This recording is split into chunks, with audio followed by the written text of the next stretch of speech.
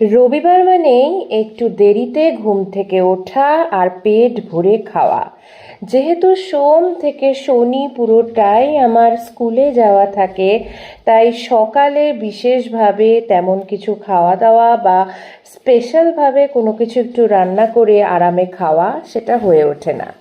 তাই রবিবারটা একটু ধীরে সুস্থে পছন্দসই কিছু খাবার রান্না করে খেতে বেশ ভালোই লাগে। আজকে ছিল পরোটা আর সাথে কাবলি চানার ঘুগনি।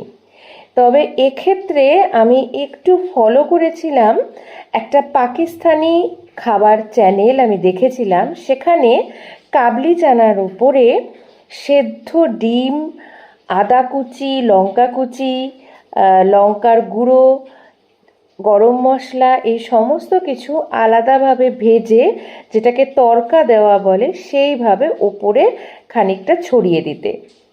তাই আমি নিজেও চেষ্টা করে দেখলাম, বেশ ভালোই লেগেছিল কিন্তু।